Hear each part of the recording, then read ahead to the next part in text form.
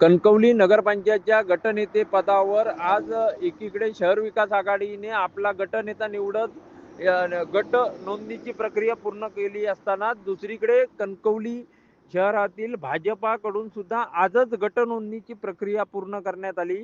आज कणकवली शहरातील भाजपाच्या 9 नगरसेवकांनी जिल्हाधिकारी यांची भेट घेत गटनेता नोंदणीची प्रक्रिया किंवा गट नोंदणीची प्रक्रिया पूर्ण केली। यामध्ये गट नोंदणी करत असताना गटनेता पदावर सुप्रिया समीर नलावडे यांची निवड करण्यात आली आहे।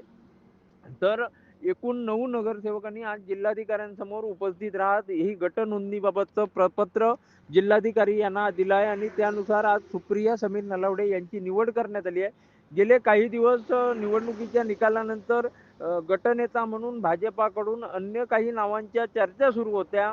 त्यामध्ये प्रामुख्याने जर बघितलं असेल तर महिला वर्गाला ही संधी महिलेला ही संधी दिली गेली आहे आणि महिला वर्गाला प्राधान्य भाजपकडून दिलं गेलं आहे। मात्र गट नोंदणी करत असताना या गटाच्या नियमाच्या अनुषंगाने किंवा गट नोंदणीच्या वेळी जी काय निवडणूक प्रक्रिया असेल त्या अनुषंगाने अद्याप उर्वरित जी प्रक्रिया आहे ती लवकरच पूर्ण होईल। उपनगराध्यक्ष निवडणूक आता या पुढच्या काळात येते। उपनगराध्यक्ष निवडीवेळी नगराध्यक्षांना किती मतांचा अधिकार असणार त्यावर पुढची गणितं पण काही अवलंबून असणार आहेत।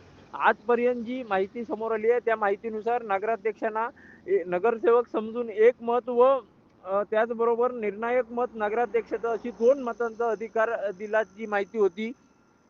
याबाबतचा अध्यादेश काही दिवसात आता येणार आहे आणि जर 2 मतं नगराध्यक्षांना मिळाली तर कणकवली नगरपंचायतमध्ये शहर विकास आघाडीचा उपनगराध्यक्ष बसू शकतो अशी स्थिती आहे। तर जर 2 मतांचा अधिकार नसेल तर समसमान मतं होऊन किंवा नगराध्यक्षांना मताचा अधिकार नसेल तर या संदर्भात भाजपाला पण संधी या ठिकाणी मिळू शकते। मात्र मुख्यमंत्री देवेंद्र फडणवीस यांनी काही दिवसांपूर्वी जी प्रतिक्रिया दिली होती त्यानुसार 2 मतांचा अधिकार नगराध्यक्षांना मिळण्याची शक्यता दाट आहे। परंतु या एकूणच प्रक्रियेत ह्या गटनेता या पदाची किंवा हे पद महत्त्वाचं असतं आणि त्यामुळे भाजपने सुप्रिया समीर नलावडे यांच्या खांद्यावर ही जबाबदारी देत एक महत्त्वाच्या टप्प्यावर महत्त्वाची जबाबदारी दिलेली आहे। त्यामुळे पुढच्या 5 वर्षामध्ये कणकवली नगरपंचायतच्या विरोधी गटनेता की सत्ताधारी गटनेता ही स्थिती आता पाहणं महत्त्वाचं असणार आहे। परंतु आजच्या घडीला जर गटनेता म्हणून जी नोंद झालेली आहे